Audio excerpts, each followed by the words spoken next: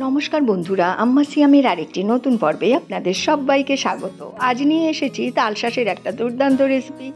আজ এখন তালশাঁস বাজারে একদম অ্যাভেলেবেল। তো চলুন আজকে রেসিপি আমরা দেখে নিই। এখানে আমি তালশাঁস নিয়েছি 5 পিস, আর নিয়েছি বেগুন, কুমড়ো, করলা, আলু, বরবটি। তো এগুলো আমি লম্বা লম্বা করে কেটে নেব। বরবটি, বেগুন পাতলা করে কেটে নিয়েছি লম্বা করে, আর উচ্ছেটাও পাতলা করে লম্বা করে কেটে নিয়েছি তালশাঁস ছাড়িয়ে নিলাম, আর নিয়েছি কিছু বিউলির ডালের বড়ি। তো প্রথমেই আমি তেল গরম করে কড়াইতে বড়িগুলো ভেজে তুলে নেব। এটা আমি বানাচ্ছি তালশাঁসের শুক্তো। তালশাঁসের অনেক রকম রেসিপি আপনারা খেয়েছেন, শরবত, পুডিং ইত্যাদি। তো চলুন দেখে নিই। প্রথমেই আমি করলাগুলো ভেজে নিচ্ছি বড়ি ভাজার বাকি তেলে।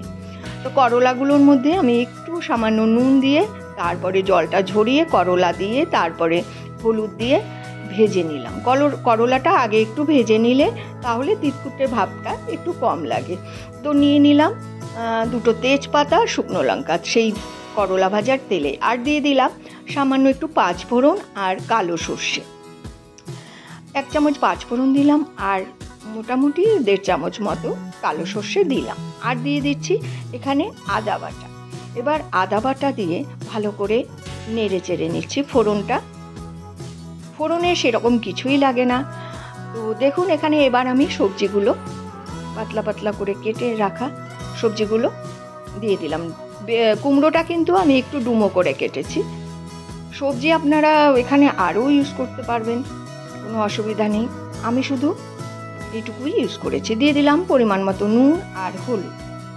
নুন হলুদ দিয়ে আমি একটু নেড়ে চেড়ে নিচ্ছি।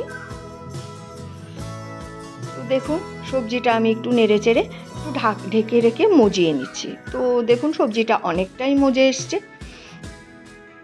এবার আবারও একটু ঢেকে মজিয়ে নিচ্ছি, কারণ সবজিটা একটু মজিয়ে নিলে খেতে খুব ভালো হয়। এবার আমি দিয়ে দেব তালশাঁস। আমি একটা তালশাঁসকে 2 টুকরো করে নিয়ে তালশাঁসটা মিশিয়ে দিলাম। সবজিগুলো মজে গেলেই কিন্তু তালশাঁসটা মিশিয়ে দেবেন।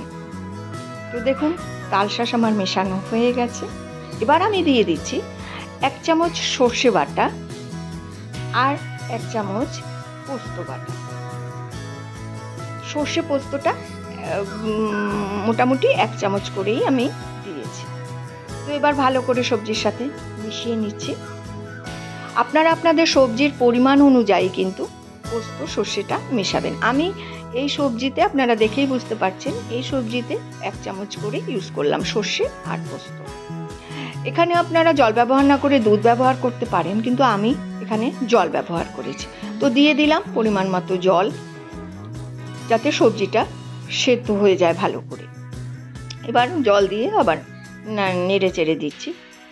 এটা কিন্তু অথেন্টিক দুধ শুক্তো নয়, এটা আমি আমার মতো করেছি। আপনারা একটু চেঞ্জ করতে পারেন, দুধ দিতে পারেন জলের পরিবর্তে। তো দেখুন নেড়ে চেড়ে দিলাম। এখানে আপনারা ছানার বড়া করেও এর সঙ্গে ইউজ করতে পারেন, কোপ্তার মতো। এবার জল দিয়ে ঢেকে দিলাম। দেখুন ঝোল ফুটে উঠেছে। এবার আমি সেই ভেজে রাখা উচ্ছে দিয়ে দিচ্ছি। উচ্ছেটা ঠিক এই সময় কিন্তু অ্যাড করবেন। তো ভালো করে মিশিয়ে দিলাম সবজির সাথে, একটু নাড়াচাড়া করে। এবার আমি ভাজা বড়ি দিয়ে দিলাম। এখানে বড়ির পরিবর্তে আপনারা মটর ডালের বড়াও ইউজ করতে পারেন। আমার কাছে বিউলির ডালের বড়ি ছিল, আমি সেটাই ইউজ করেছি। এই জন্যই আমি আমার মতো করে করেছি। তো দেখুন শেষে দিয়ে দিচ্ছি সামান্য একটু চিনি। চিনিটা রান্নাটাকে ব্যালেন্সও করবে, আর এই শুক্তোটা একটু মিষ্টি মিষ্টি হয়, তাই একটু মিষ্টি দিয়ে দিলাম। দুর্দান্ত খেতে হয়, আপনারা অবশ্যই বাড়িতে ট্রাই করবেন। আমি গ্যাস অফ করে দিলাম। আমার শুক্তো একদম রেডি, তালশাঁসের শুক্তো। অবশ্যই আপনারা বাড়িতে ট্রাই করবেন বন্ধুরা। এখন তো তালশাঁস বাজারে অ্যাভেলেবেল। তো আমার রেসিপিটি যদি ভালো লাগে অবশ্যই আমার চ্যানেলটিকে একটু সাবস্ক্রাইব করে পাশে থাকা বেল আইকনটি প্রেস করে অল করে দেবেন, যাতে সমস্ত রান্নার নোটিফিকেশন আপনার কাছে সবার আগে পৌঁছে যায়। তো বন্ধুরা আজ আসছি, আবার আসবো আগামী পর্বে নতুন কোনো রান্নার সাথে। আপনারা সবাই ভালো থাকুন।